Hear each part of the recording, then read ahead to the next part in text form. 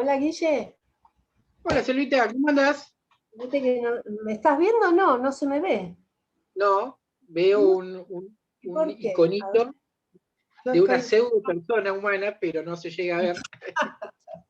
soy torpona yo. Audio, y no dice acá que visual. A ver, desactivar audio, a ver si tengo No, visual. fíjate que al lado de eso hay una camarita que dice video. A ver acá, pero esta vuelta no está la camarita.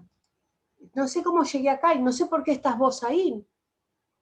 A ver acá, más, renombrar, no. ¿A dónde corno hago que se me vea? Esto, tengo Escuchame todo. una cosa, ¿a vos qué te dijo Alicia que dieras hoy el tema de la clase? Sí, me dijo que hablara de verificación tempestiva, lo Bueno, más... bueno, pues lo tenía agendado yo, pero me viene perfecto que lo hables, ¿no? Así yo me encargo después de la comisión de la mía de las 5 menos cuarto.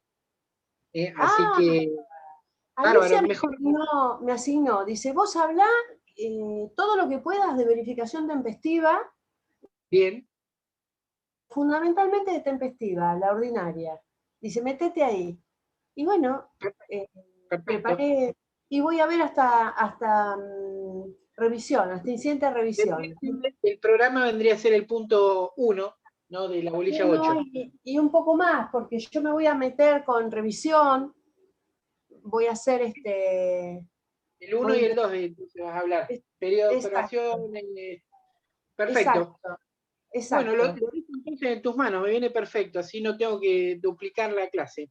El tema Así es que que me vean, porque yo no estoy viendo, no estoy consiguiendo, ahí entró un chico, Rota, y yo no consigo, estás no sé, conectada vos con el... Yo me voy a quedar un segundo para hacerle una aclaración a los alumnos, porque son los del plan nuevo. ¿Vos estás sí, con el teléfono o la computadora? con la compu. Con la computadora. Qué Y no raro, me porque aparece, ¿vos tenés cámara en la computadora ahí? Sí. por supuesto, sí, sí, a ver si tengo tapada, sí, ¿no? Pues yo siempre tengo tapado la cámara cuando no estoy haciendo zoom. Porque tendrías que tener, viste, al lado del Sí, micro, viste, en el margen sí, sí. inferior izquierdo que tenés el microfonito O el y al lado de dibujito, la cámara, no te figura tachado ahí. no, no, pero no lo Te figura tengo. abajo, Bueno, espérate que yo voy a cerrar este cuadro de diálogo, a ver si entro, si lo desplazo y encuentro. está bien. Cierro esto.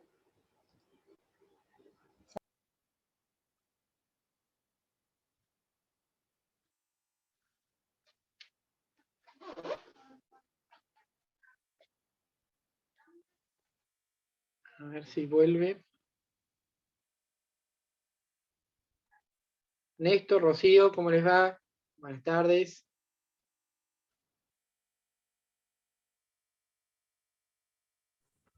Hola, buenas tardes. ¿Cómo Buenas andan? tardes, doctor. Ahí esperen que se está tratando de solucionar un inconveniente técnico la doctora Pandolfo, que se escucha el audio pero no se la ve. Luego, doctor, le quería comentar cuando entren más compañeros por el tema de Sí, la comisión 3, que no teníamos enterado de que la no, yo, comisión yo de plan ya nuevo era única. le respondí a una de tus compañeras que no hay Sí. problema. Ustedes Ah, pueden, me han puesto que han estado asistiendo en el plan viejo, en la comisión 03, que es la de las 2015. No hay claro, problema que sigan asistiendo ahí. El único inconveniente es que el plan nuevo no tienen cambiario ustedes. claro. Entonces, van a ver que en el cronograma de clases del plan de ustedes, en realidad los temas están un poco más espaciados. Sí, Entonces, sí. tienen que mirar esto. O sea, que vayan a las clases, no hay ningún problema. Lo que van a encontrarse es que a lo mejor agotan los temas antes del parcial, ¿no? En el plan viejo, porque ahí tenemos más comprimidos los tiempos, porque en función de qué tienen que dar después cambiario. Bueno, doctor, muchísimas Entonces, gracias. Excelente. más que nada por eso, pero el que Hola, no pueda a las 6 de la tarde sigue asistiendo en el horario de las 8:15, no hay ningún problema. hola Guillermo, Excelente. yo soy Lucía.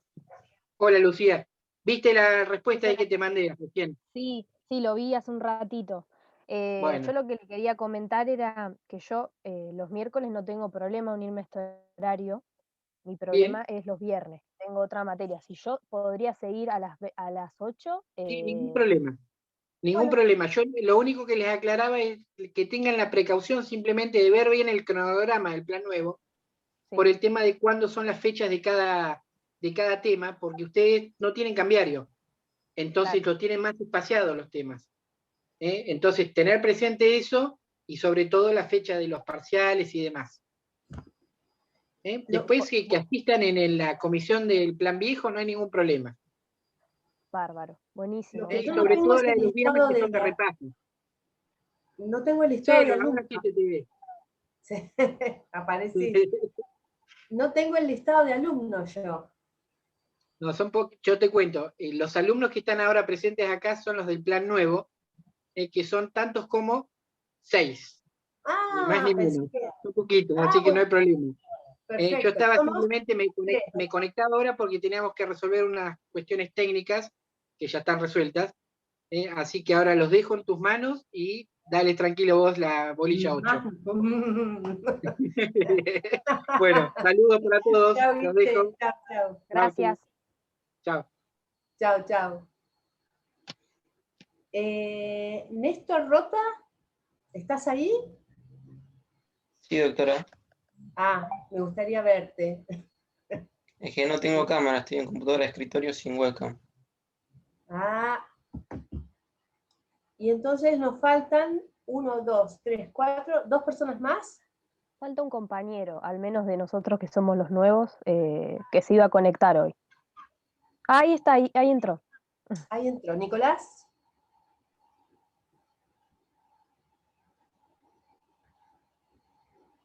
Sí, ¿estás ahí? ¿Estás ahí? Decía. Hola, Hola, ¿cómo te va? bien, todo bien. ¿No tenés cámara? Sí, ahí está, ahí está, ahí está.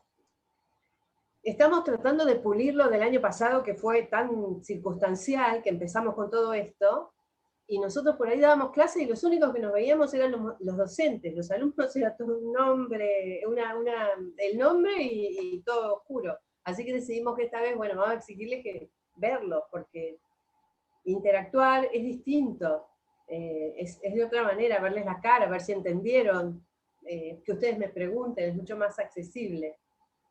Así que bueno, el plan nuevo son poquitos. ¿Han visto algo ya?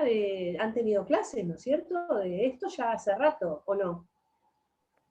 Nosotros los que entramos recién, nos preguntas. Sí, sí. Sí, estuvimos asistiendo a las de las 20:15, así que ya hemos visto como hasta las 6, Tienen como un dice usted. pantallazo de lo que estamos haciendo. Sí, exactamente, sí. Perfecto, perfecto. Bueno, hoy vamos a ver uno de los temas que son como la vedette del proceso, que es precisamente la verificación. La verificación de crédito es una de las, hay muchos institutos muy importantes, pero uno de los más relevantes es precisamente la verificación de crédito.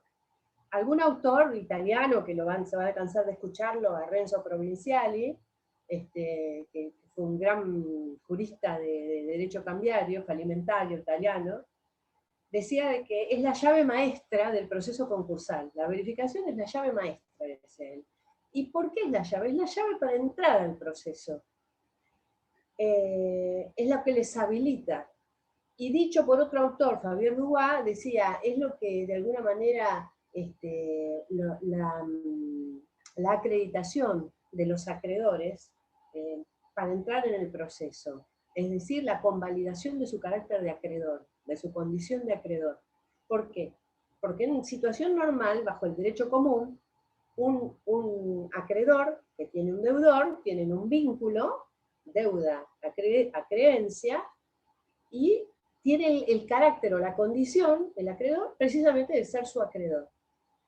¿Qué sucede? Inmediatamente que ese deudor abre su proceso concursal de carácter universal, mutan una serie de cosas, entre ellas el carácter de acreedor que tenía ese acreedor, para pasar a ser un pretenso acreedor. ¿Y cómo va a convalidar su cargo, su condición? A través del proceso verificatorio. Entonces teníamos un acreedor bajo el derecho común, se abre el proceso concursal. Hola, Florencia. Se abre el proceso concursal, se convierte en un pretenso acreedor. Pasa por el filtro de la verificación, verificando su crédito, y se convierte en un acreedor concursal o concurrente. ¿Sí? Es decir, entró al proceso. ¿Para qué quiere entrar al proceso? No es para entrar y estar ahí, sino que una vez que un acreedor entra a un proceso es para ejercer en plenitud todos sus derechos y potestades. ¿Se dan cuenta? Entonces, va a votar, va a opinar, va a ser tenido en cuenta. Ese es el motivo fundamental que hace, que le da la importancia respecto al carácter que va a tener. En definitiva, esto se lo puede sintetizar como... Disculpe, profe, ¿le puedo hacer una consultita? Por supuesto. Nada, nosotros, creo que éramos yo y 2 compañeras más, recién ahora estamos entrando en estas clases de las 3 de la tarde porque no sabíamos, y yo le quería consultar si acá se van a desarrollar los mismos temas que la noche o cómo es, porque yo, por ejemplo, a la clase de los viernes no puedo asistir porque se imaginará, nosotros nos inscribimos a una cursada que era a las 20-15 horas. Entonces, Recién lo estuvieron a mí por lo hablando menos se eso. me dificulta. Tus compañeras escucharon, ¿Cómo porque yo podemos hacer? no lo escuché a Guillermo Garacuso recién porque me tuve que salir y volver a entrar porque no tenía video. Así que yo no escuché lo que les dijo, pero estaba hablando de eso, ¿no es cierto? Sí, a mí me respondió el mail hace un Pues yo rato y me acabo de... dijo que no había... No, dijo eso, que no había problema, pero que tengamos en cuenta que va a llegar un momento en la cursada que vamos a ir más lento que los demás. Si podés asistir a esta los miércoles y el viernes no hay problema. Yo me voy a seguir conectando a las 8, por ejemplo, los viernes. pero los temas, Pero además, claro, ¿los temas serían los mismos? Sí, los temas son los mismos y subimos al campus los temas. En la medida que Claro. vamos desarrollando, los subimos al campus. Entonces vos te vas a encontrar con que tenés una Bien. base de lo que estamos hablando nosotros. No vas a estar perdido. Sí, Está eso bonito. le iba... Ay, disculpe. Sí, eso le iba a aclarar, que en el campus, creo que habló Nico, está el cronograma del plan nuevo exclusivamente con nuestras clases de concursal y de quiebras. Así que guíate por ese cronograma que es en realidad el que nos sirve a nosotros. Exactamente. Y de todas formas, esta es la primera clase a lo que yo me refiero. presencial que estamos teniendo exclusivamente los del plan nuevo, así que no se perdieron nada. Recién esta es la primera. Claro, Ah, no sé, bueno. o sea, Bien. todo lo que vimos es lo que se subió al campus, no tuvimos así sincrónico. Ah, mira. Claro, esta es la primera. También nos chocábamos los horarios, hubo un cambio, bueno, una cuestión por el tema de la plataforma, de la administración de la plataforma. Entonces, vos fíjate que simultáneamente ahora están en el plan viejo, están dando este mismo tema. La doctora Iriarte está dando el mismo tema en el plan viejo. Y después van a tener con el doctor Garaguso más tarde. O sea que tratamos, vos enganchate en todo lo que puedas. Y además tenés el campus que te va a servir con todo lo que subimos. Hay cuadros, hay power, Claro, hay, entonces, hay desarrollo. Por eso no me presenté. si yo no puedo acceder a estas, si yo no puedo acceder a estas, no me pierdo nada. Eso es lo que me quiero quedar seguro. No te lo vas a perder porque por ahí te perdés la presencialidad y esto de interrumpir y hacer las preguntas y esta cosa coloquial no la vas a tener, pero vas a tener la información académica que necesitas en definitiva. ¿Y qué les iba a decir? Perfecto, no me presenté. era eso, nada más. Muchas gracias. Selva Pandolfo, estoy en la comisión, nosotros nos dividimos por comisiones, y estoy en la comisión de Alicia Cereijido, y se nos han asignado una serie de, yo tengo 2 más con ustedes, de este plan, más las que tenía en el plan viejo. Así que bueno, perdón, empezamos, me presento, interrumpimos, seguimos. En definitiva, estábamos hablando de qué es esto de la verificación. La figura, la vedette de todo este proceso es precisamente la verificación, porque es un canal, por eso se llama, ay, se cerró una puerta, concurso, porque van todos por el mismo curso, y el filtro es precisamente la verificación. Todo va a tener que pasar ahí. Hay distintas formas de verificación, y ahora les vamos a ir haciendo un pantallazo. voy a tratar de ahondar hoy en lo que es la verificación ordinaria, tempestiva, la más llana que ustedes van a tener. Entonces, con lo que dijimos de que es la llave, de que accede, de que cambian de condición el acreedor a partir de la apertura del proceso concursal y se convierte en pretenso, y una vez que pasó el filtro de la verificación, ya tiene la condición de acreedor concursal para ejercer todos sus derechos y potestades, esto se puede sintetizar en que es un proceso incorporativo y de legitimación, porque trata de incorporar el crédito de ese sujeto y de legitimarlo como tal, como acreedor del proceso. De ahí viene la síntesis esta. También se lo ha definido como que es un proceso contencioso, causal, típico y necesario, como condiciones. Contencioso, causal, típico y necesario. Y les decía, hay distintas formas. Uno es el tempestivo, otro es el incidental, otro es el tardío, hay atenuadas e incidentales. Hoy vamos a ver algunas, básicamente vamos a ver la tempestiva. Y es que a partir de que el sujeto, acuérdense, que solamente el deudor y nadie más que el deudor en el concurso preventivo puede pedirlo, puede solicitarlo. No prospera de oficio, no procede, no hay síndico todavía, no ha salido sorteado. Es decir, el deudor y solo el deudor puede pedir su concurso. En otras legislaciones, como en Estados Unidos, pueden ser de oficio, pero no en nuestro sistema. Nuestro sistema es el deudor y nada más que el deudor. En definitiva, el deudor lo hace a través de una demanda, la del artículo 11. Solicita, bajo esa forma de demanda, la apertura de su proceso. Y en el 14 puede pasar dos cosas, o que no le hagan lugar, que le rechacen el límite porque no, no reúne los presupuestos subjetivos, objetivos y legales, uno, que le falte alguno, o porque le faltan requisitos, entonces se lo rechaza. O puede ser que le hagan lugar. Si le hacen lugar, ¿qué va a pasar? Le abren el proceso. Y ahí se abre la sentencia de apertura del artículo 14. Por eso es tan típico, tan peculiar este proceso, porque ustedes lo que vienen estudiando en su carrera es que los procesos culminan con una sentencia. Y acá la sentencia es que es el puntapié inicial. De acá se inicia este proceso a partir de la sentencia, que tiene un montón de condiciones ordenatorias, instructorias, cautelares, fija un montón de cosas. Cada orden que da el juez, cada medida que decide tomar, es lo que la sentencia va a decir. Entonces, entre todas las cosas que hace, primero es el sorteo del síndico. Ustedes tienen que tener en cuenta cuando leen que dice, se abre el proceso y se indica el sorteo del síndico e inmediatamente dice que se ordena publicar edictos. Los edictos no los va a poder publicar ese deudor hasta tanto no sepamos quién es el síndico.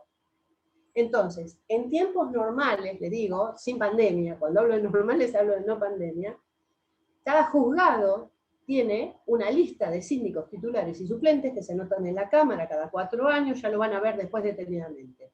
Y cada juzgado tiene ese listado de síndicos titulares y suplentes, de categoría A y categoría B, porque de acuerdo a la complejidad que requiere el proceso, va a ser que sea un síndico de categoría A, que es un estudio mucho más, de más complejidad, o un síndico personal para una quiebra, perdón, para un concurso de un sujeto que es más manejable o con menos acreedores, con menos pasivo, que lo puede ser un síndico de la categoría B o clase B, sin que sea peyorativo.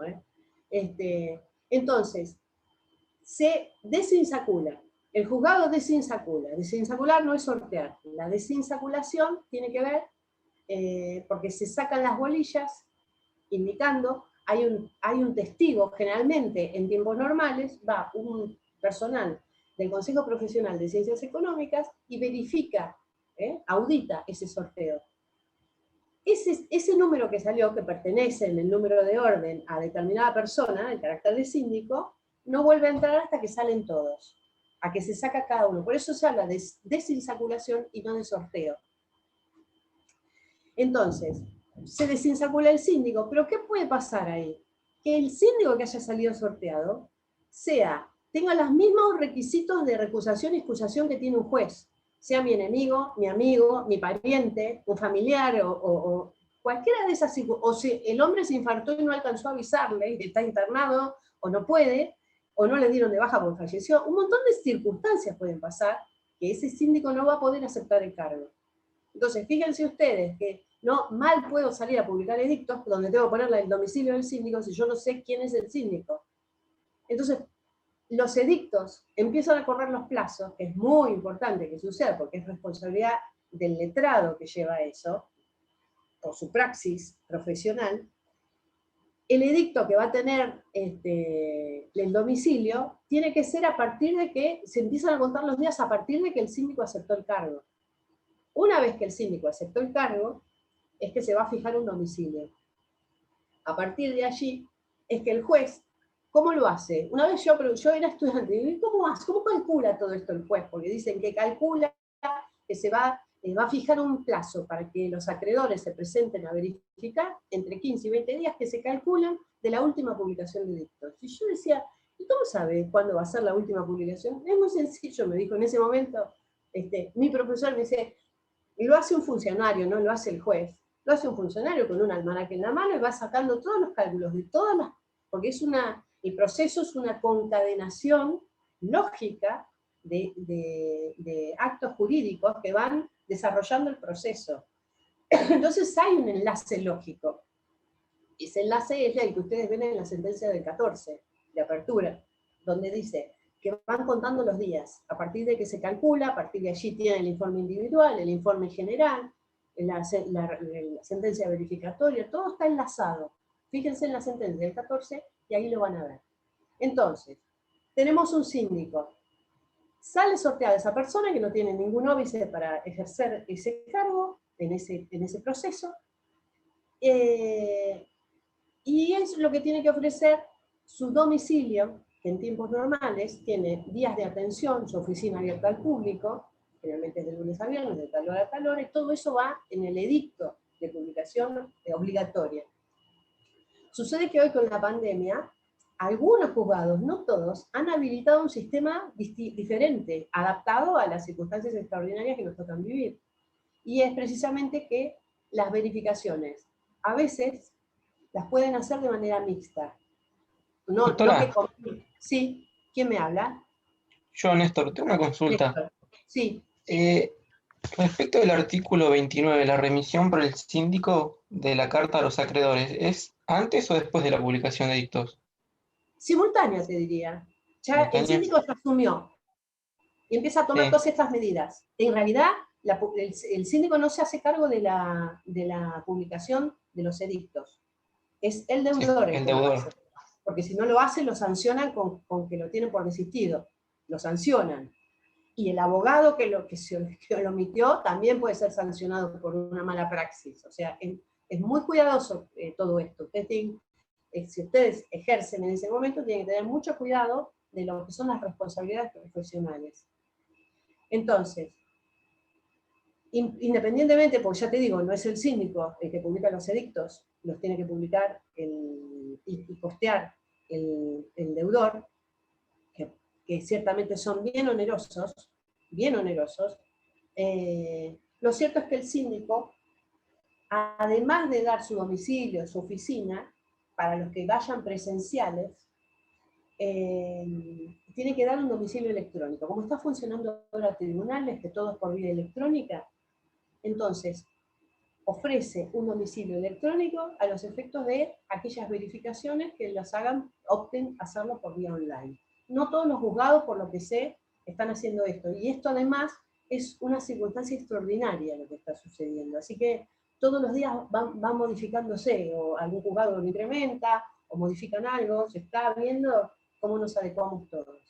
Lo cierto es que una vez que se fijó el plazo de 15 o 20 días, los acreedores, por causa cuya título sea anterior a la presentación, causa o título anterior, y sus garantes, anteriores a la presentación, deben presentarse ante el síndico a hacer valer sus derechos y a verificar sus preguntas.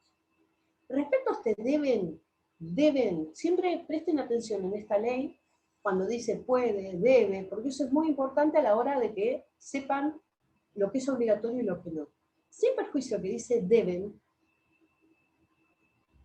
¿es un deber o es una carga? La doctrina empieza cuando es así, ¿realmente es un deber o es una carga?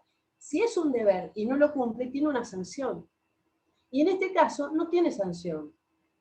Supónganse que yo soy acreedora y que veo que mi deudor se concursa. Dice, yo debo ir a verificar, debo si quiero hacer valer mis derechos, porque nadie me va a sancionar, corre por mi cuenta hay riesgo. Si yo no voy, no me presento, no tengo sanción. Entonces, más que eso es una carga. ¿Qué quiere decir? Que si yo quiero hacer valer mis derechos, tengo la carga de ir a verificar, no el deber, porque no tengo sanción. Y el único perjuicio que voy a tener es que no voy a poder cobrar mi crédito. No jorobo a nadie, no altero el proceso, no interfiero en nada. ¿Se dan cuenta? Entonces, ese deber en realidad sería una carga, dicho con puridad, una carga procesal. Entonces, ¿en qué consiste la verificación? En apersonarse o en hacerlo vía online,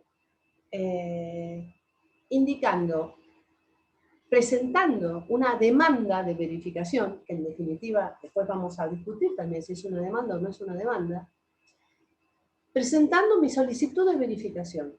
Para ello tengo que constituir, primero individualizar al sujeto acreedor, persona física, persona jurídica, en un caso u otro, si es una jurídica, tendré que acreditar todos los contratos constitutivos y suscripción. Constituir domicilio, indicar la causa en la que me estoy presentando, constituir domicilio, denunciar el real y constituir uno especial, dice, a todos los efectos legales. Y ahí sí viene la parte del crédito. Yo tengo que indicar la causa, el monto y el privilegio, eventualmente si lo tiene. Yo tengo que indicar, y fíjense en el verbo que digo, indicar, porque este verbo tiene repercusión con la diferencia de los incidentes y dos fallos que vamos a ver particularmente en este tema, que son los fallos que hacen a esta bolilla. En definitiva, cuando acredita causa, monto y privilegio, si lo tiene eventualmente, deberá consignar una serie de, acompañarlo formalmente por 2 copias, se la entrega al síndico, todos los instrumentos respaldatorios, los títulos justificativos de lo que está, del negocio causal que él quiere justificar. Acompañar copias de ello y exhibir los originales y dejar las copias. ¿Y qué va a hacer el síndico? Va a compulsar la documentación que uno le lleva, interviene la documentación original, si yo le llevo, qué sé yo, un contrato, me interviene con un sello, como que fue visado, me devuelve los originales, se queda con las copias, pero por allá en la última parte de la norma dice, puede llegar a requerirlos nuevamente. La no presentación, o sea, el síndico me dijo, me faltó verificar algo, tráigamelos, yo no llevo los títulos, obsta a la verificación, dice. ¿Alguna vez ha sido una pregunta de examen eso? Si yo no le llevo nuevamente los títulos al síndico, si me los requiere formalmente, obsta a la verificación, no me van a verificar. Respecto a esto del monto, causa o privilegio, en realidad, creo que es Garaguso que dice, en realidad debería ser causa, monto y privilegio, porque el hecho causal es fundamental, y acá tienen que ver a qué estamos haciendo referencia. En este tema hay 2 fallos que constituyen la doctrina, se han hecho fallos plenarios, que son los fallos Translínea y Difri. Y estos fallos, que según Horacio Garaguso son de resolución perfecta, han sido malinterpretados por la doctrina y por la jurisprudencia, que han sido mal aplicados. Estos fallos, uno es del año 79 y a los pocos meses es el otro, el 80, años 79 y 80. Había habido un exceso en aquel entonces de lo que eran las mesas de dinero, de crear acreedores ficticios. ¿Cómo hace un deudor que quería lograr? Porque el que vota es el quirografario. Entonces empapelaba a todos sus amigos de títulos cambiarios, cheques, pagarés, y ellos venían a verificar y tenían las mayorías, obtenían las mayorías. Ha habido un abuso, muchas veces ha habido un abuso, desde 1902 que se inicia con la primera ley de concursal, ha habido abusos, no es contemporáneo el tema. Entonces salen estos dos fallos tratando de sanear y de paliar esto. Lo que pasa es que estos dos fallos no son de la verificación tempestiva, que son las que la tempestiva es la que ocurre entre los 15 y los 20 días, se calcula la última publicación de edictos, sino que surgen de dos incidentes, uno de revisión y otro de verificación tardía. Y es distinto el tratamiento que se le da, porque en el artículo 32, que es lo que estamos viendo de verificación, dice que el acreedor debe indicar la causa. Y es el síndico, que ustedes van a ver en el artículo 33, que desarrolla toda su actividad instructoria para indagar, compulsar, verificar, toda la investigación que hace el síndico, lo van a ver sintetizado en ese artículo 33.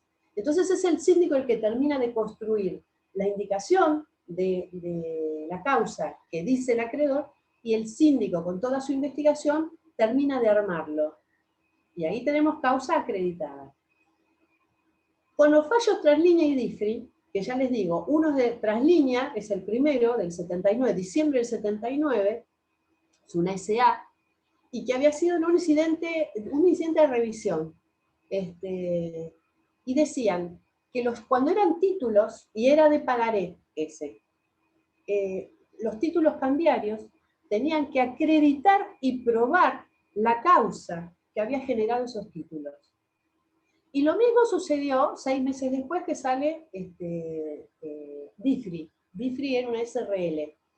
Y ocurre como consecuencia en un incidente de verificación tardía.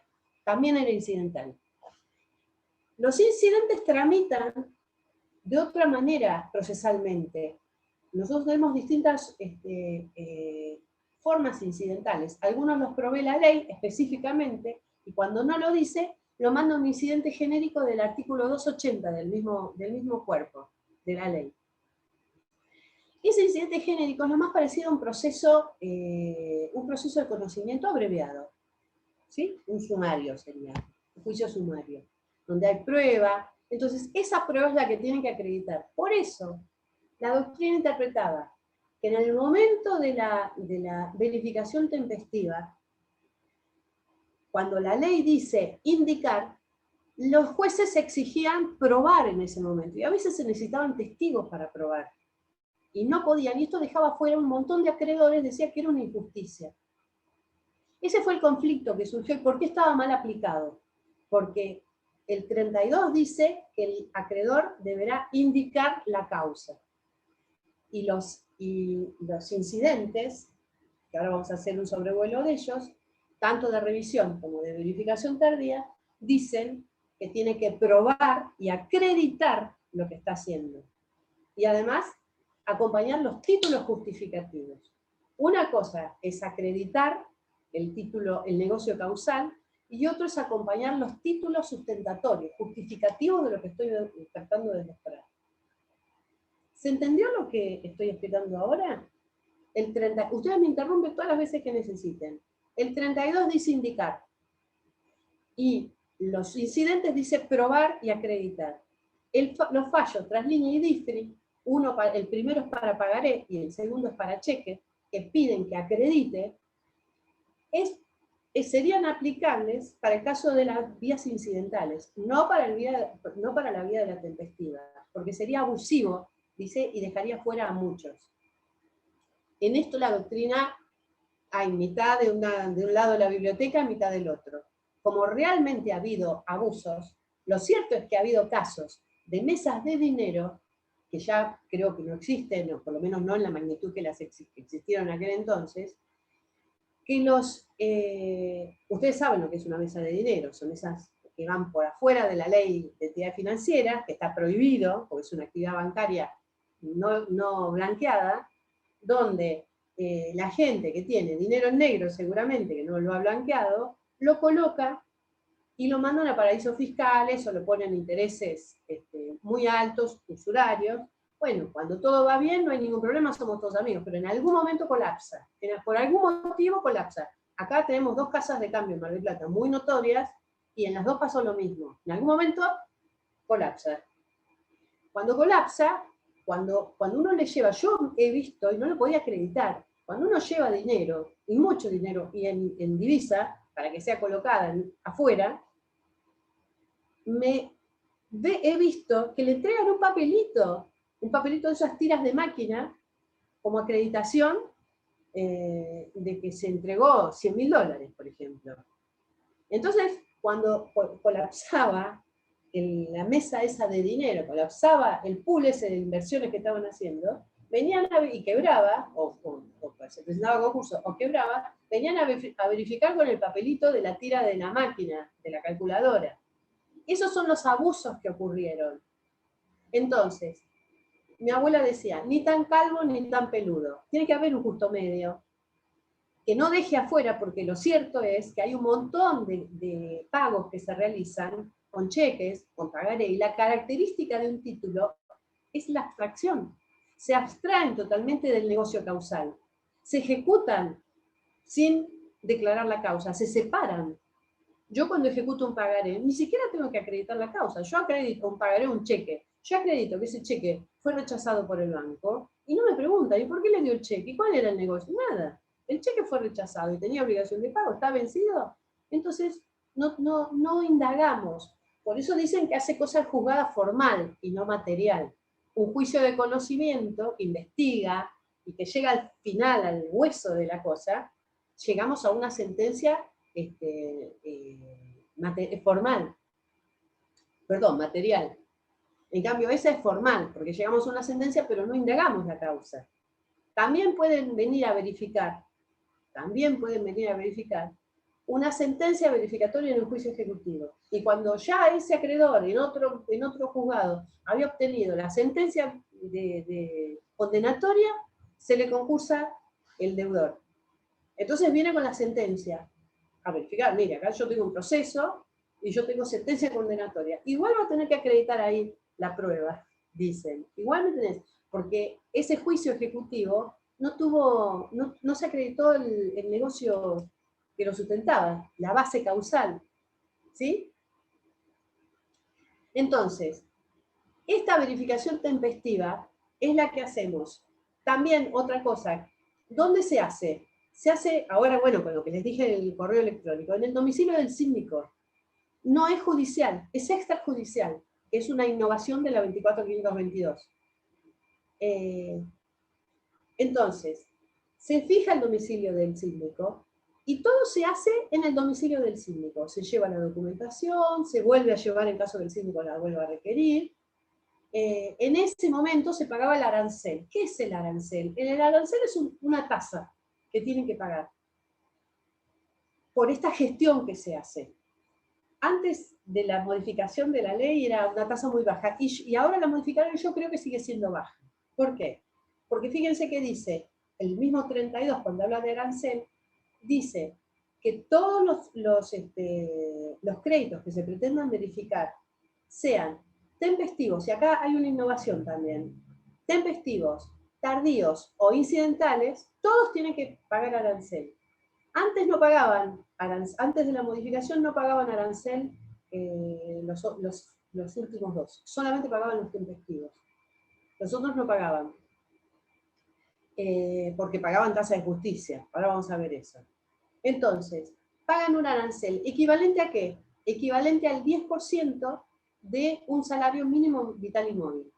Hoy por hoy, eso es fácil de sacarlo de internet.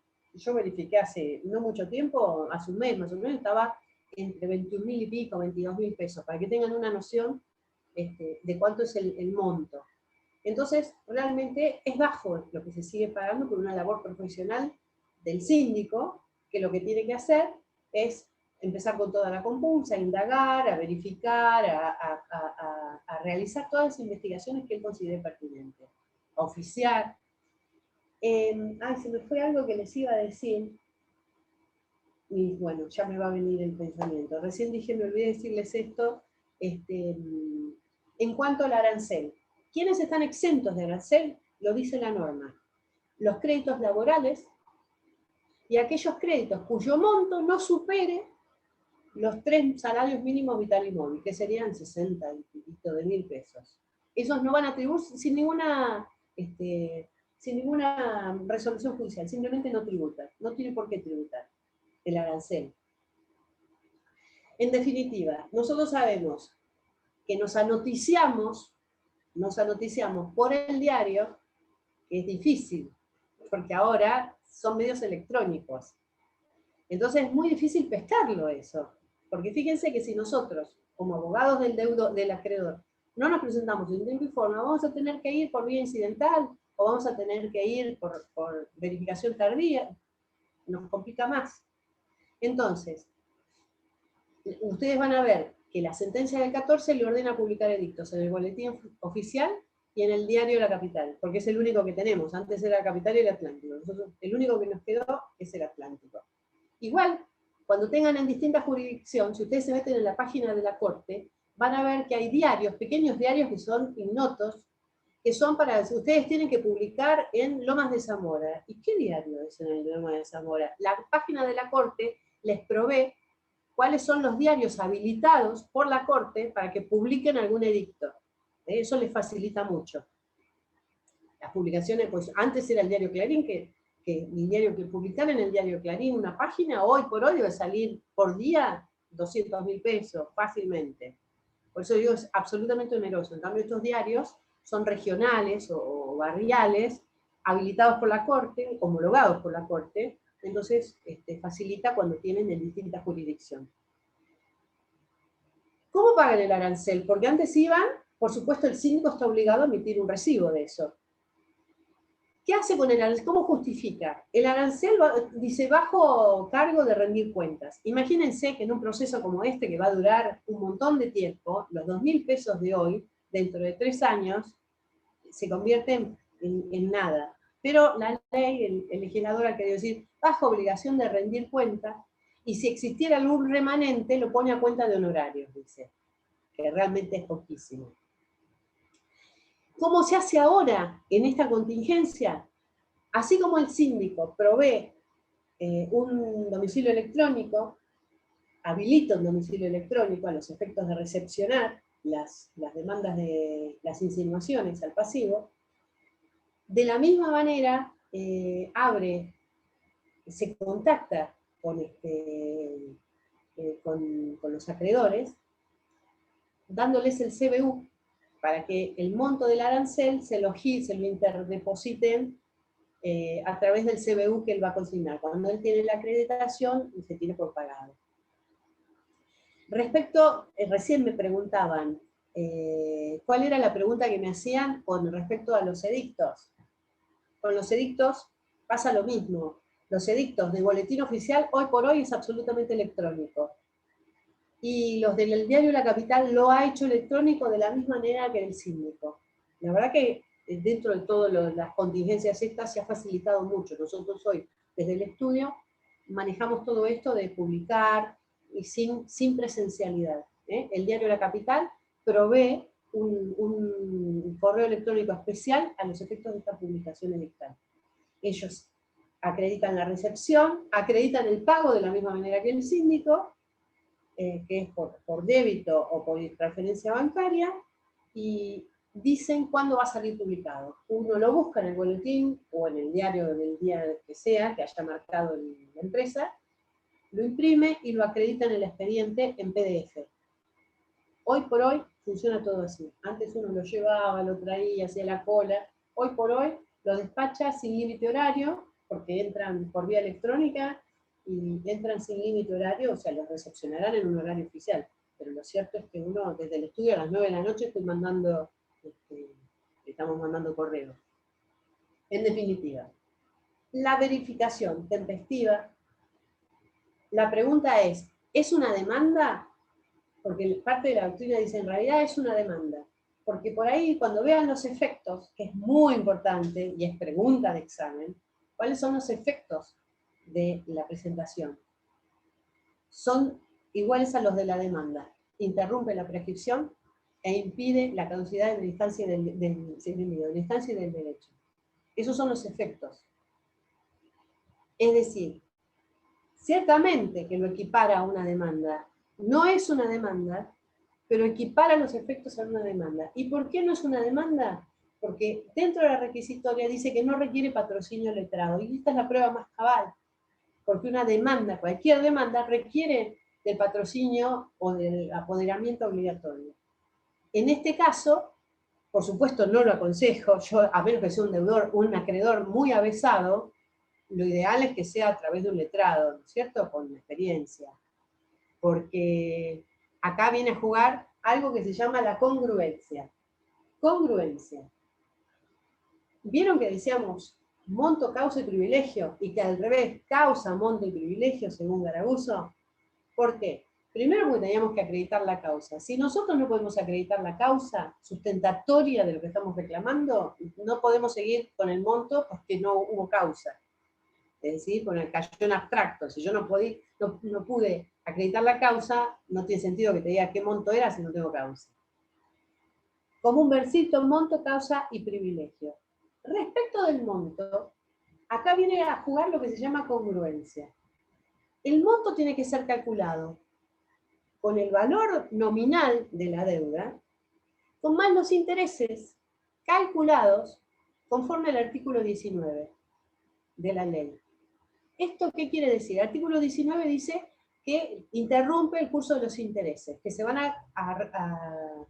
los intereses se van a regular hasta el momento de la presentación, porque es un efecto propio que interrumpe el curso de los intereses. Ahora, si ustedes en la demanda, en el pedido, en solicitud de verificación, le ponen un monto y dicen que hablan genéricamente de los intereses, dicen monto 100.000 pesos con más sus intereses, no se los van a verificar. Los intereses no se los van a verificar. Aunque digan desde cuándo, de qué monto pactaron, de intereses, no se los van a verificar. Ustedes van a tener que sacar un cálculo de lo que era el monto nominal con más los intereses calculados hasta la fecha de la presentación. Eso les va a dar un número y eso es lo que ustedes van a pretender verificar. De otra manera, no se los van a verificar. ¿Por qué? Porque incurriría el juez en una pluspetita. O sí, si me pido 100, el juez no va a decir, ah, sí, más los intereses te regulan tanto. Los intereses tienen que estar plasmados en el monto que ustedes están reclamando. La causa van a tener que justificar. Lo cierto es que dice indicar, por supuesto es el trabajo del síndico, pero ustedes lo que van a querer es que se lo verifiquen. Y van a aportar todo lo que puedan aportar, como dice en la jerga, se pone toda la carne en el asador para acreditar la creencia que ustedes están reclamando. Se van a tratar de resguardar, no decir, no, el síndico hace el trabajo. Yo desde lo personal, desde mi responsabilidad profesional, y yo pongo todo lo que voy a intentar valerme. Y privilegio en el caso que lo tuviera. Por eso tenemos monto, bien aclarado. La causa, bien justificada, con los títulos respaldatorios, toda la documentación. El título justificativo no es la acreditación de la causa es la causa, es el negocio subyacente. El título justificativo es el instrumento donde está plasmado el acto jurídico. Entonces ustedes van a tener que adjuntar todos los títulos justificativos del crédito que están reclamando. Y el privilegio si lo tuviere. Supónganse que ustedes, que tenían un privilegio y omitieron, no se dieron cuenta, omitieron ponerlo, porque o no se dieron cuenta o porque se olvidaron. No lo pusieron, no les van a considerar, no les van a verificar el privilegio. Tan grave es ese principio de congruencia, que por más que tenga un privilegio del mejor, si ustedes no lo pidieron, no lo van a tener. No se lo van a verificar. Entonces, todo tiene que ser expreso en esa solicitud. Por eso les digo, es tan puntilloso que yo si fuera un acreedor, y yo prefiero confiar en un profesional, que todas estas cuestiones, no incurrir en un error que después me puede salir muy caro. Presentado esto ante el síndico, durante ese periodo se van a presentar todos los que tengan derecho. A partir de allí, cuando termina el plazo ese, se va a abrir otro plazo de 10 días que es de impugnación y observación, como sinónimo. Impugnación y observación. ¿Sí? La ley los trata como sinónimo, aunque no sean lo mismo. ¿Qué significa esto? Que el mismo deudor, al deudor le interesa, porque el deudor es el que va a tener que pagar, y no quiere que haya avispados acreedores que ya cobraron y que vinieron a cobrar de nuevo. Por eso el acreedor le interesa, el deudor le interesa revisar. Y también le interesa a los otros acreedores, para saber dónde están parados, para ver si son genuinos, para verlo, para ver en qué estado están. En ese periodo de observación o de impugnación van a intervenir los otros acreedores, el mismo deudor, el síndico no, el mismo deudor, y por ahí la última parte de la norma habla de los trabajadores que no son acreedores, que tienen el derecho.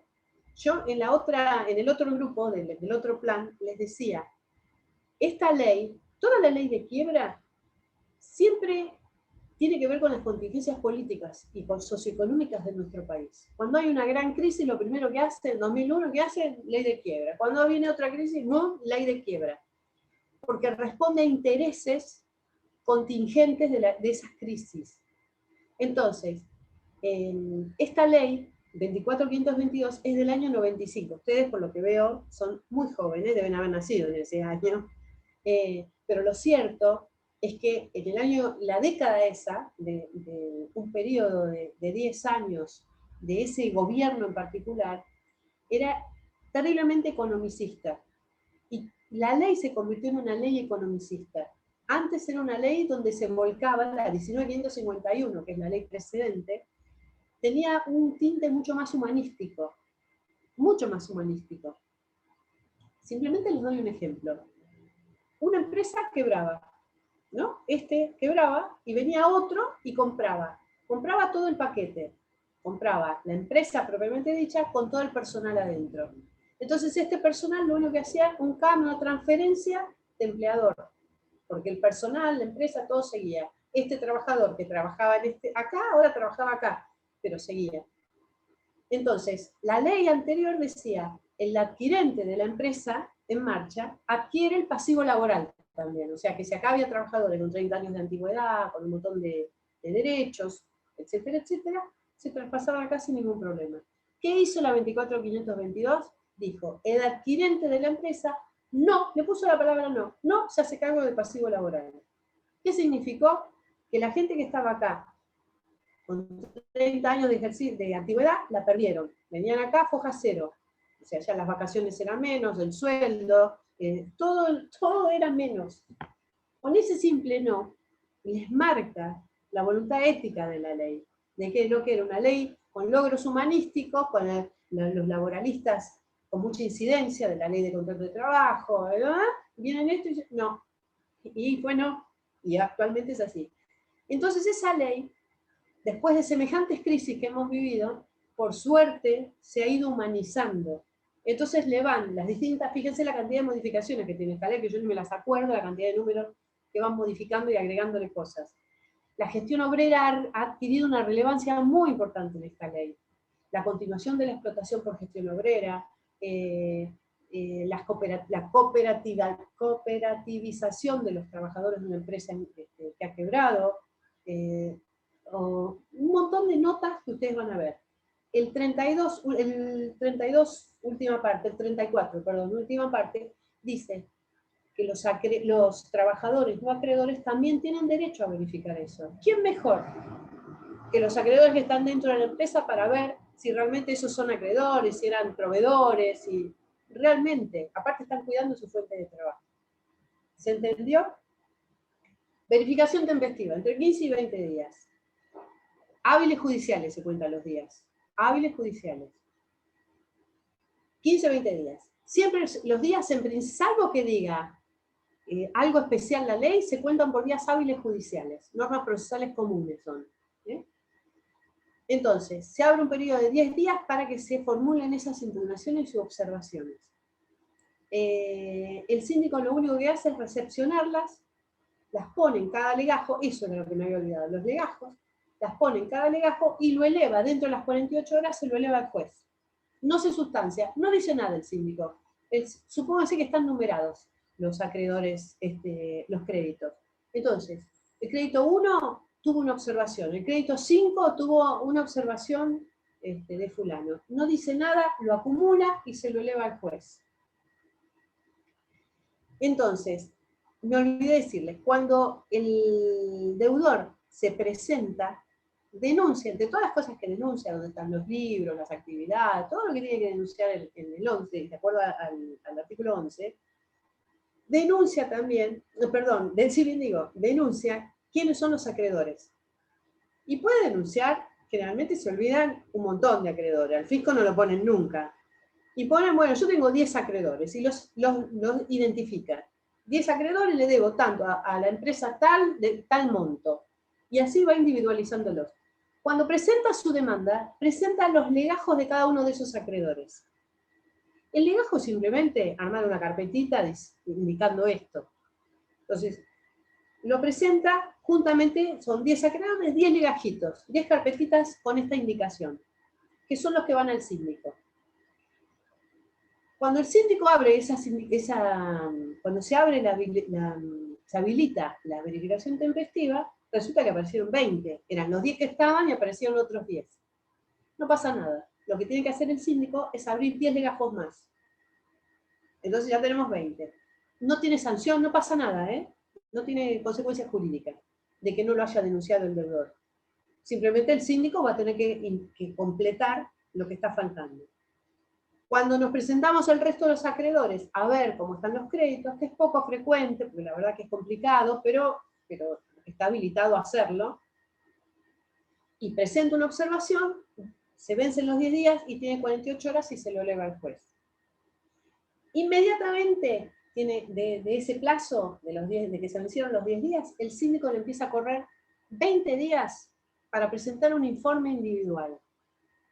Esto es respecto a los 20, en el supuesto que dijimos, tiene 20 legajos. Tiene que emitir un dictamen técnico.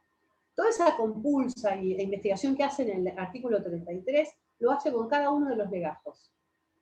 Entonces finalmente, cuando llegue a una conclusión, emite un dictamen y dice, ¿aconsejo verificar o no aconsejo verificar? El síndico aconseja nada más. Señor juez, aconsejo verificar el monto, porque acreditó la causa, a este monto y este privilegio, porque por ahí le aconseja verificar solamente el monto y no el privilegio. Es decir, emite un dictamen técnico, pero además, aquellos legajos que hayan sufrido o que hayan sido observados o impugnados, además el síndico dice, aconsejo verificar y hace saber que recibieron esta observación o impugnación. Y le queda al juez. En el informe individual, ese es el trabajo del informe individual, es la conclusión que tiene el síndico para emitir ese dictamen técnico de aconsejar, verificar o no verificar. Así llega el juez. Entonces tenemos, se verificaron, observaron, el síndico emite un informe, así llega el juez. Ese es el encadenamiento de actos jurídicos de este proceso. Llegamos a la resolución verificatoria del juez. Primer punto, lo que dice el síndico, el consejo, el dictamen técnico, aconsejando o no, no es vinculante para el juez. El síndico puede decir no aconsejo y el juez no le hace caso. El juez es el director del proceso, la figura máxima. El síndico es la vedette, digo yo siempre, porque es quien hace todo, quien le informa al juez, quien tiene contacto con el juez y con los acreedores, con la empresa, es la figura omnipresente. Pero finalmente el director absoluto del proceso es el juez, el que va a ordenar todo. Cuando llega los legajos, se va a encontrar con el legajo 1. El legajo 1 dice, aconsejo verificar. Y tiene una observación, que no se sustanció, ni se va a sustanciar. ¿Qué hace el juez con eso? Puede declarar, en este caso que tenía una observación, tiene dos opciones, lo declara admisible o inadmisible. No puede verificarlo simplemente. Si ha sufrido una observación o ha sido aconsejado desfavorablemente, el síndico, perdón, el juez ya no es que verifique, declara verificado, sino que dice declara admisible. Si supóngase que entra un pedido se pronuncia un pedido de verificación, no recibe ninguna observación, el síndico considera que es viable, su dictamen es favorable, es decir, que viene inmaculado, llega al juez, el juez también lo considera inmaculado, lo verifica, se declara verificado. A diferencia del legajo número 1, que sin perjuicio de que lo declara admisible, ya no es verificado. ¿Cuál es la diferencia entre que esté verificado y declarado admisible? Ninguna, jurídicamente ninguna.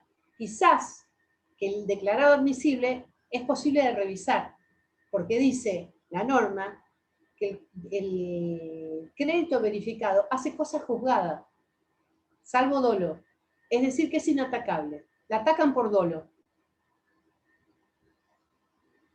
Es inapelable. En cambio, la que resultó inadmisible o admisible son revisables. ¿Quién la va a revisar? Si a mí me declararon admisible, y yo soy el acreedor, por supuesto yo no la voy a... Si yo quería entrar y me declararon admisible, ¿quién va a ser? Otros acreedores que no quieren que yo entre, o el mismo deudor. Si no, no tiene sentido. Y en el otro caso es al revés. Lo cierto es como yo siempre pongo de ejemplo. Si yo tengo 1 millón de pesos y tengo 10 acreedores de 100.000 cada uno, no va a haber problema, porque a mí me alcanza mi patrimonio suficiente para cubrir mis acreencias. Entonces yo no voy a tener, y ustedes como acreedores, los que están del otro lado, no van a tener problema, porque saben que mi patrimonio es suficiente. El tema es que acá hay más pasivo que activo. Y saben que no van a poder cobrar. Y ahí es donde los acreedores intentan hacer valer sus mejores derechos, sus privilegios, su mejor posición, tratar de cobrar antes. Entonces, es eso, cuando el patrimonio es finito y no va a alcanzar para satisfacer todas las acreencias, todas las obligaciones que pesan sobre ese patrimonio. Entonces, ahí es donde la cosa se complica, se complejiza. Hasta acá llegamos al tema de cómo llegamos desde el pedido de verificación, la forma en que la van a hacer, la forma virtual que la vamos a hacer ahora, la forma de abonar los aranceles. ¿Qué sucede una vez que lo presentamos? Que se inicia ese periodo de observación de 10 días. Puede que nadie observe nada y ahí queda, o puede que lo observen y en ese caso el síndico, dentro de las 48 horas posteriores al vencimiento de esos 10 días, se lo eleva al juez. Después viene el informe individual del artículo 35, donde el síndico emite un informe individual respecto a cada uno de esos créditos. Y después llegamos a la resolución del 36, que es verificatoria, que tiene 3 modalizadores. Verifica los que vinieron limpito el crédito, o declara admisible o inadmisible, si es que han sufrido, o aconsejados desfavorablemente, o que han sufrido alguna observación. ¿Hasta ahí llegamos? ¿Cuál es el efecto de cosa juzgada? Solo atacable por dolo. ¿Qué dolo? Y el dolo del Código Civil y Comercial, el dolo que es toda aseveración de lo verdadero, de lo falso como verdadero, astucia, falacia, maquinación, todo lo que llevó a engaño. Ese dolo, que desde ya les digo, tienen 90 días para presentarlo, y si no queda en la nada, y es una de las cosas más difíciles desde el punto de vista probatorio, probar el dolo. Tiene que ser muy alevoso como para que lo puedan embarcarse en probar el dolo, porque es realmente intenso acreditarlo. Entonces nosotros llegamos ahora a que vamos a encontrarnos con un grupo de acreedores, que eran pretensos acreedores, que ya adquirieron la condición de acreedores concursales, que son los que van a formar las voluntades para que ese proceso prospere o no. Entonces, ¿qué logramos? Logramos circunscribir el pasivo, de alguna manera, van a ver que hay otras verificaciones, circunscribimos por lo menos el pasivo a este grupo de acreedores y a estos montos, porque tenemos que cristalizarlo de alguna manera. No podemos seguir, por eso se interrumpe el curso de los intereses, porque si seguimos cobrando intereses, punitorios, compensatorios, moratorios, se hace una galleta que es, como hay pluripretensiones, porque acá no es deudor-acreedor. Acá ha habido concursos que han llenado estadios los acreedores. Ahí son las pluripretensiones. Imagínense que cada uno vaya por otra vía, bueno, entonces se complica. Por eso es que es inapelable, por eso hay cuestiones de orden procesal distintas. ¿Qué logramos con esto? De alguna manera circunscribir el universo desde el punto de vista universal, que tiene un espectro hacia todo el pasivo, hacia todos los acreedores, y de todo el patrimonio. Universalidad bifrontal abarca todo el patrimonio y todos los acreedores, que van a tener que ir por el mismo camino que es este. Después tenemos verificaciones incidentales. ¿Por qué? Porque quienes no se hayan conformado con la declaración de admisibilidad o inadmisibilidad pueden recurrir, pueden revisarlo, pueden iniciar incidente de revisión. Y el incidente de revisión, que está en el 37, si tienen la ley, es muy bueno que ustedes me vayan escuchando con la ley. Yo siempre ando con la ley en la mano, porque es la mejor manera para ustedes de ubicarse después en las normas que citamos.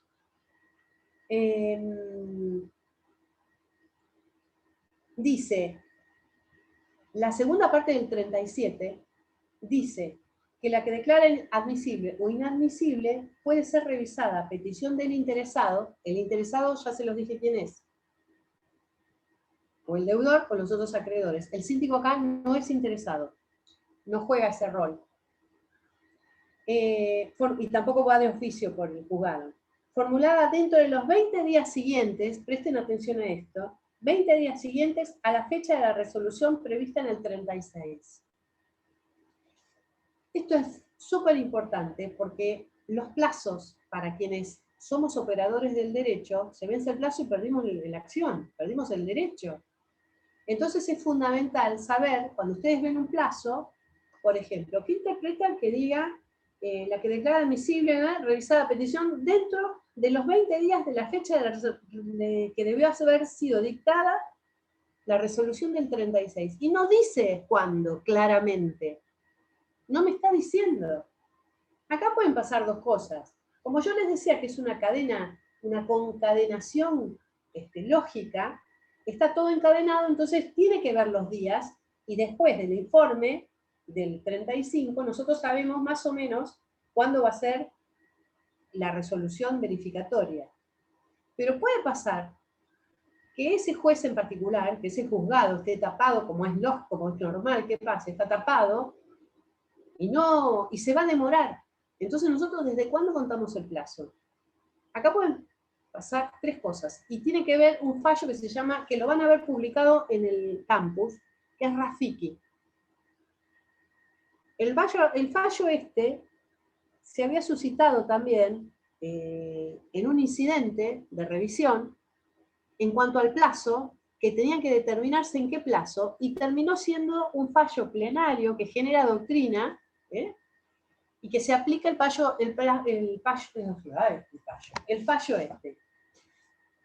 que dice la Cámara Nacional de Comercio sitúa en tres situaciones distintas de lo que puede pasar acá.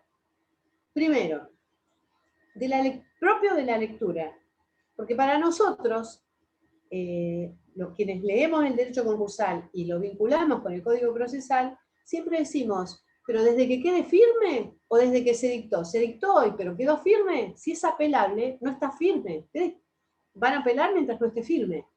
Entonces la pregunta era, de la doctrina, fíjense que dice, dentro de los 20 días siguientes a la fecha de resolución prevista en el artículo. Pero es que se notificó Ministerio Legis, es que está firme, ¿desde cuándo? Entonces el fallo Rafiki lo que hace es situar tres situaciones distintas. Primero porque dice, Si la ley expresamente no lo dice, no vamos a interpretar desde que se dictó, desde que se tenía que dictar. Es decir, si hoy, que es 7 de abril, se dictó, el plazo de 20 días hábiles judiciales empieza a correr desde hoy, 7 de abril, porque se dictó hoy, no desde que quedó firme el Ministerio Legis, que sería desde el día siguiente o del día de nota. No, señor. Entonces, primer supuesto, desde que si está en estos términos debemos interpretar eso, no es desde que quede firme, es desde el día de la resolución que se dictó. Ahora, puede pasar dos cosas, que se adelante o que se retrase. Ha pasado que se adelante, no es tan infrecuente que se adelante la resolución del 36, bien digo. No es tan infrecuente. Entonces, yo estaba tranquilo, porque estoy pensando que se me va, que el 7 de abril va a ser la fecha, en que, de acuerdo a los cálculos, el 7 de abril, y resulta que me lo dictaron el 5 de abril.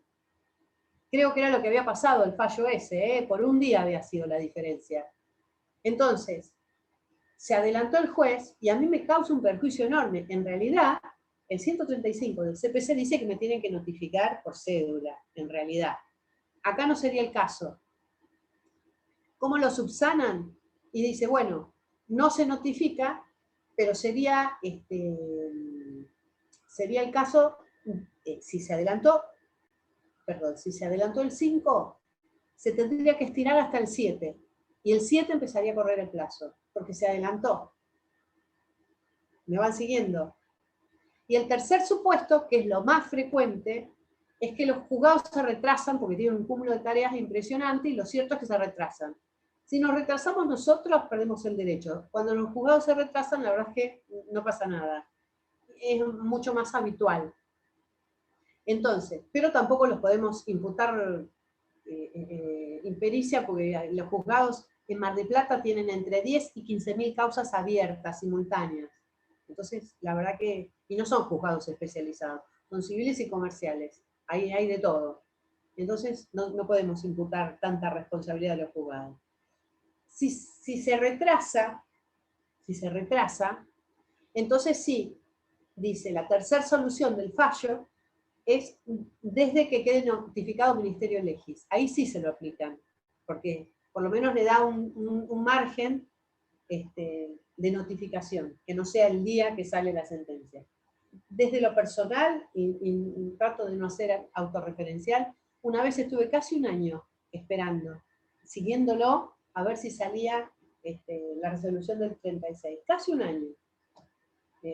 Y bueno, hay que estar atento, porque si se vencía el plazo, me vencía el plazo a mí, yo no podía revisarlo, y meter el incidente de revisión. Ahora bien, el incidente de revisión, porque lo dice el 30 y el arancel, dice, por cada solicitud de verificación de crédito, que el acreedor sea tempestivo, incidental o tardío, pagará al síndico el arancel ese del 10% del sueldo mínimo vital inmóvil. O sea, el arancel lo pagan todos. Esta circunstancia, antes era, en la tempestiva pagaba arancel, los otros no. El incidental o el tardío, ¿qué pagaba? Tasa de justicia. La tasa de justicia tiene que ver con el monto reclamado y es un porcentaje. Tasa y sobretasa. El monto de la tasa de justicia es del 2.2% del monto que se está reclamando, y sobre lo que dé ese número, el 10% de sobretasas. Una vez se implementó la sobretasa y quedó para siempre. Entonces, pero además va a pagar las costas, porque en realidad este incidente de revisión, que es un incidente donde se va a hablar de la prueba y de todo, un verdadero proceso de conocimiento, va a tener costas. Y las costas, como siempre, la paga el que pierde. El perdidoso paga. Entonces va a tener que pagar el arancel, porque lo dice expresamente la norma ahora, y alguna parte de la doctrina dice, bueno, si va a pagar el arancel, entonces que no pague tasa de justicia. No está escrito esto, es una discusión doctrinaria. Desde lo personal pienso que sí tiene que pagar, pero eso no es la verdad revelada. Yo pienso que tiene que pagar, pero hay un montón de gente que piensa que no tiene que pagar. para mí el servicio de justicia está tasado en ese servicio, porque esa tasa de justicia es precisamente un servicio de justicia. Y el arancel son 2.000 pesos, por ahí estamos hablando de un crédito de 1 millón. Y pagó 2.000 pesos, cuando en realidad la tasa de justicia es el 2.2 de lo que debería pagar. Sería injusto, desde mi punto de vista, que ya les digo, absolutamente discutible. Este es un punto subjetivo mío. Me parece que Guillermo Garaguso piensa lo contrario a esta postura. A mí me parece injusto, ¿no? Que paguen que paguen 2.000 pesos por un crédito de 1 millón. Debería pagar tasa de justicia. En definitiva, y va a pagar las costas, porque una vez que salga, puede salir favorable o no. Y dicen, finalmente, también recibe una crítica de Truffat, porque dice, finalmente fue inadmisible. No, finalmente no te verificaron. Lo que pasa es que no hay una solución de la ley para los que dicen no verificado. No dice no verificado. Fíjense ustedes que habla de verificado, declarado admisible o inadmisible. No verificado no lo dice.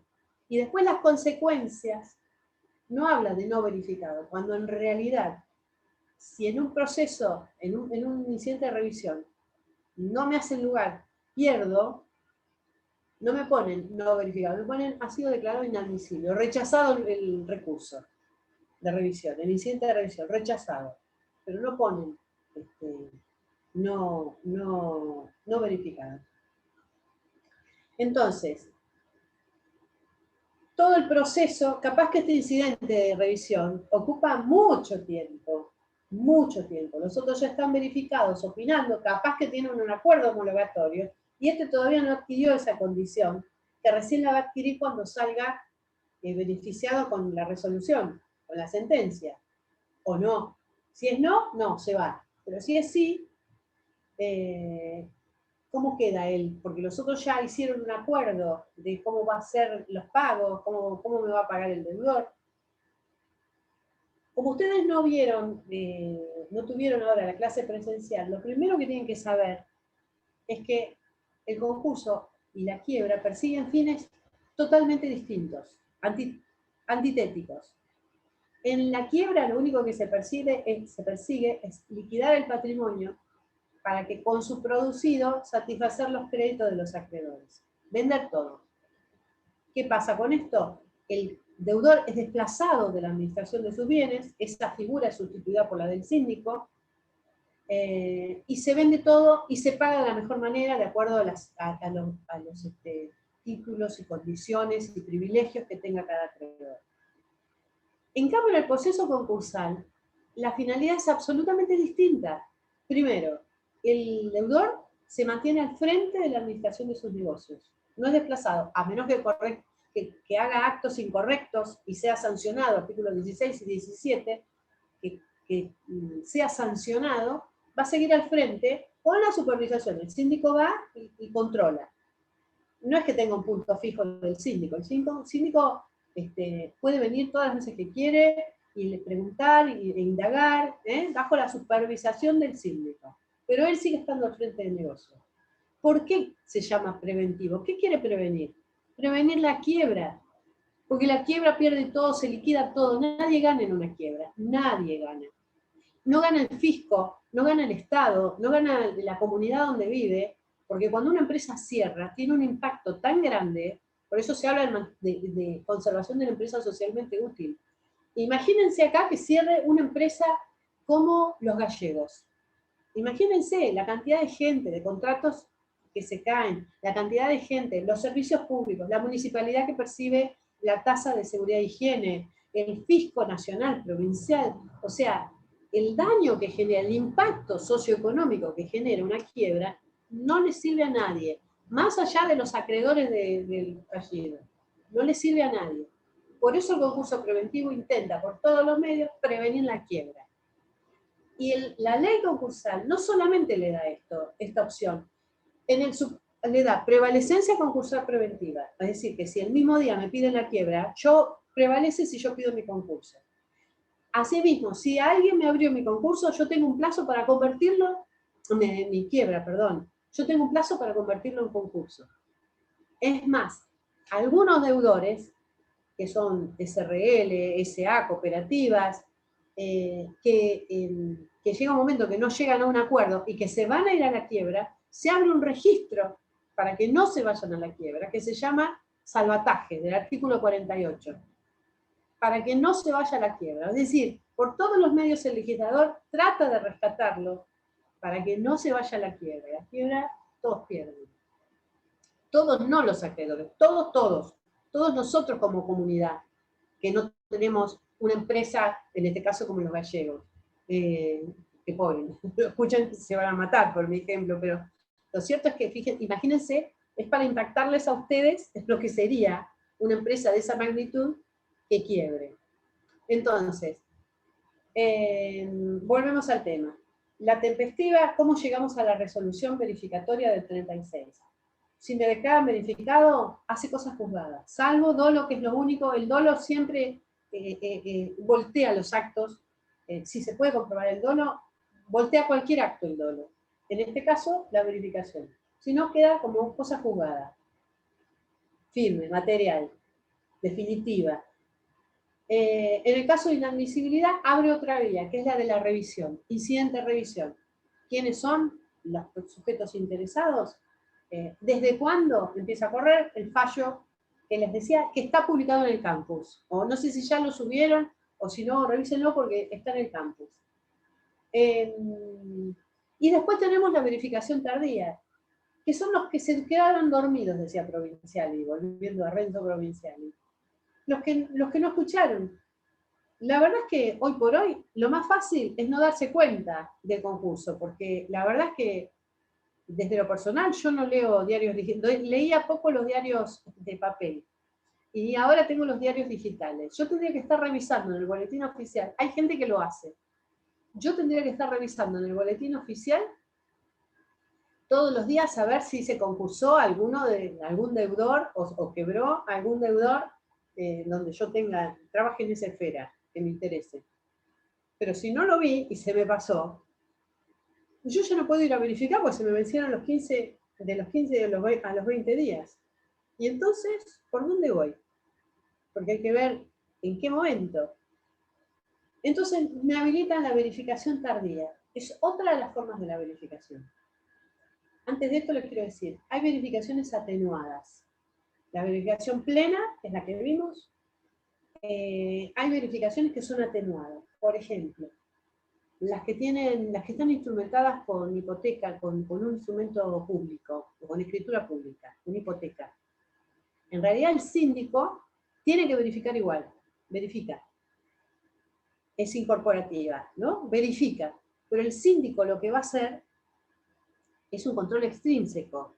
Porque si quisiera atacarla, si él piensa que la escritura es falsa, él no puede decir que simplemente la escritura es falsa a mi criterio. Tiene que redarguir. Es un proceso que se las trae también. Entonces, eso es lo que va a ver el síndico en la verificación.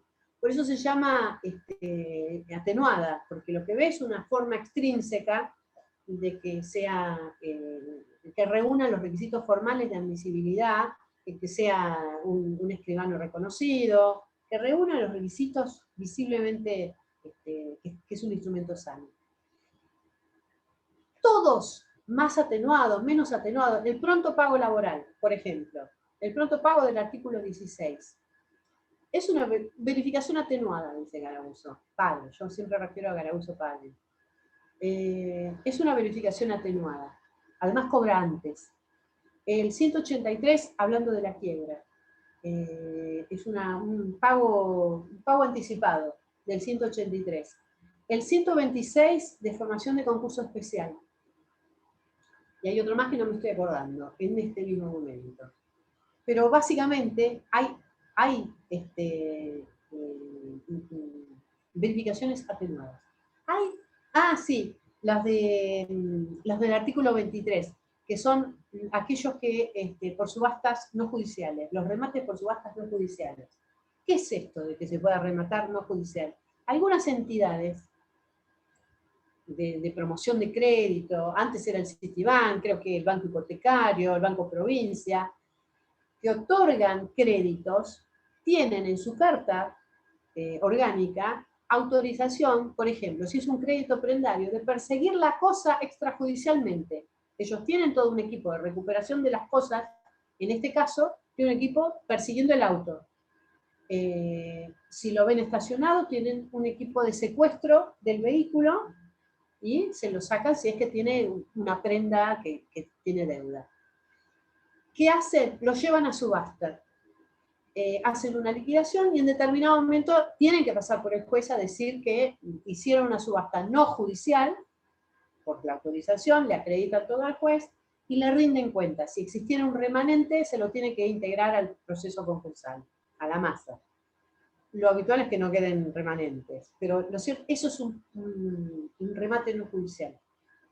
Ven que es atenuada, porque no le pidieron permiso al juez, no pasaron por el síndico, le rindieron cuentas nada más. Y finalmente tenemos una excepción total, que no verifica, el único que no verifica, que es la Administración General de Aduanas. La aduana no verifica. ¿Por qué? Porque las aduanas, la aduana cobra las tasas de importación. Viene un producto importado y esa estampillita verde que ustedes le ven son las tasas de importación. Si un producto importado no tiene esa tasa, entró ilegalmente. Todos los productos legales tienen que tener esa estampillita verde que le ven a los productos importados, que es la tasa de importación.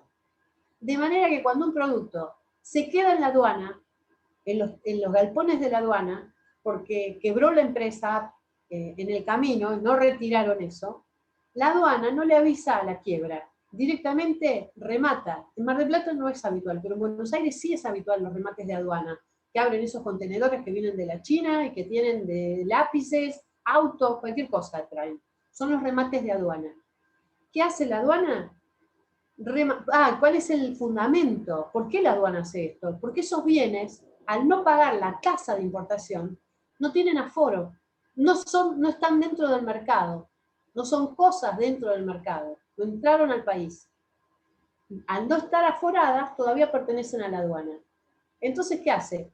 Subastas públicas hace, porque las publican en los diarios, va la gente y compra, y no devuelve ni siquiera los remanentes. Si el síndico advierte que hay una subasta de aduana, de un quebrado, de un fallido de ellos, y va a requerirle a la aduana si existió remanente. Si existió, la aduana se lo reintegra. Y si no, ya está. La aduana es la única que no, y ese es el fundamento. Los bienes que entran importados, si no pagaron la tasa, no están aforados. Bueno, volviendo a finalmente la verificación tardía, y con esto ya, porque es agobiante para ustedes, yo les pido que me interrumpan. A veces pienso que sigo hablando, ustedes me interrumpen cuando quieren, porque las mejores clases son las que interactuamos, las que, aunque tengan una duda tonta de decir freno por esto, a mí me encanta. Esa es la parte de la docencia que me gusta interactuar. Finalmente tenemos, bueno, los dormidos, los que no leyeron, o estaban fuera del país, o no lo leyeron, son dormidos, dice Provinciali. Dice, no vinieron dentro del periodo de tempestividad ese hasta los 20 días. Entonces, ¿qué pasa? Están tratados en el artículo 56.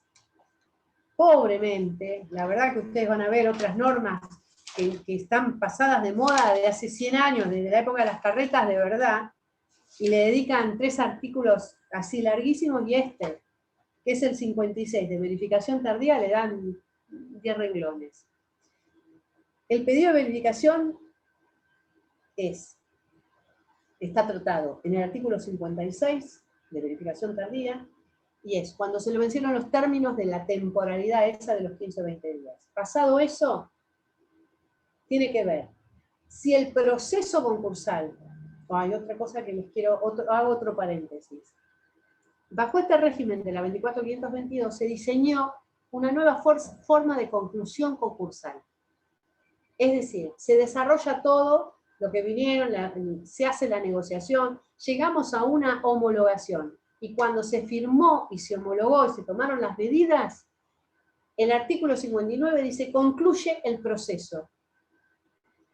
El síndico ya se queda desafectado y concluye el proceso. no concluye el concurso, sino desde el punto de vista procesal. Lo que queda es toda la etapa de cumplimiento. Pero fíjense ustedes, nosotros desarrollamos toda esta concadenación ininterrumpida de actos jurídicos tendientes a lograr esa homologación hasta el artículo 59. Homologamos. Eso quiere decir que yo, deudor, conseguí las conformidades de todas las categorías y todos mis acreedores y me dijeron, esperamos que me pagues de la forma que decís, está todo bien, homologamos eso. A partir de allí, yo tengo que empezar a cumplirles. Y capaz que a determinado grupo de acreedores yo dije, bueno, vamos a hacer una espera de 2 años y les voy a pagar cuotas anuales durante 5 años. Eso que me lleva 7 años. Porque dije 2 de espera y 7 de cuotas concordatarias. Y 5. En total tengo 7 años. Ahí hay proceso, porque ahí vamos a tener a alguien que controle que se está cumpliendo, que va a ser un comité de control, o un síndico en los pequeños concursos. Pero lo cierto es que he dicho, el síndico ya estaba desafectado. Algunas incongruencias existen en la formación. El proceso como proceso termina en el artículo 59, cuando se homologó y se tomaron las medidas. Pero después pueden continuar una serie de años más. Entonces,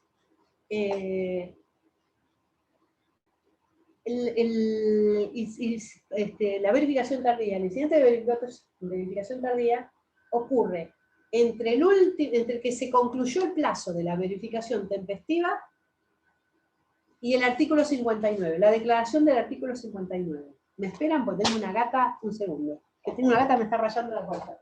Ahí está. Ahí está. Estoy en casa, se nota. Y la gata me raspaba la puerta para salir. Hasta el 59. Hasta ahí se puede presentar la verificación tardía porque hay proceso. Después de que hay proceso, y la va por vía incidental. Después de ese 59, ya cuando empieza el periodo de cumplimiento, no tengo más proceso. Entonces será por la acción que corresponda, de acuerdo a lo que se trate, por la acción individual que le corresponda a ese derecho, a ese crédito. Siempre que no se haya prescripto, porque también habla de una prescripción que queda poco clara, de 2 años a partir de la presentación en concurso. Y fíjense, dice, el periodo de verificación tardía debe deducirse por incidentes mientras tramite el concurso. O sea, ¿hasta cuándo? Hasta el 59, hasta que homologamos. Concluido por la acción individual que corresponda, dentro de los 2 años de la presentación de concurso.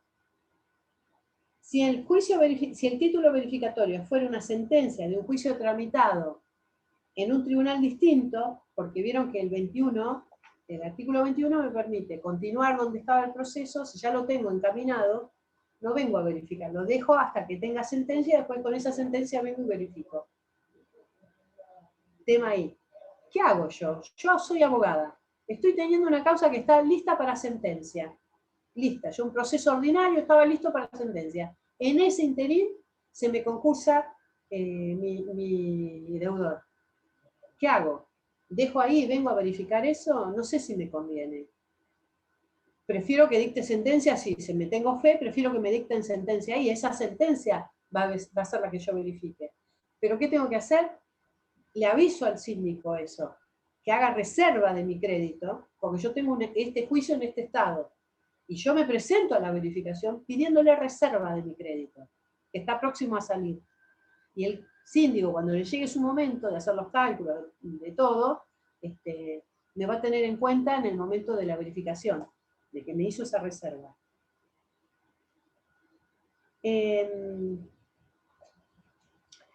Y dice, bueno, en este caso del artículo 21, que optaron por continuarlo en el tribunal que correspondía, no será considerado tardío, si no obstante haberse excedido el plazo de 2 años, previsto en el párrafo anterior, aquel se dedujere dentro de los 6 meses de haber quedado firme la sentencia.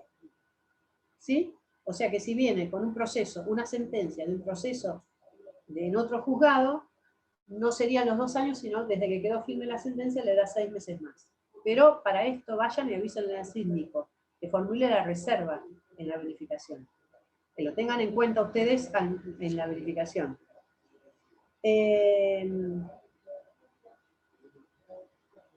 Dice, cuando la verificación tardía tramite como incidente durante el concurso, serán parte en dicho incidente el acreedor y el deudor, debiendo el síndico, y ahora les explico por qué digo esto, emitir un informe una vez concluido el periodo de prueba.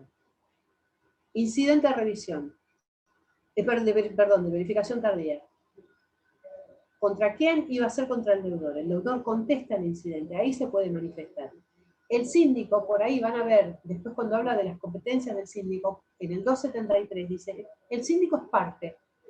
En todos los incidentes, en todo el proceso es parte. Y acá te está diciendo, ¿cómo va a ser parte si tiene que emitir un informe? El síndico no es parte. Ahí la doctrina dice, ¿el síndico es parte o no es parte en el proceso? Así, de manera general. Y dice, es parte en un sentido técnico procesal. Es parte, pero no parte en el sentido técnico, en el sentido que le damos nosotros en el derecho procesal. Parte como actor o demandado, sino en un sentido técnico procedimental, más que procesal, procedimental.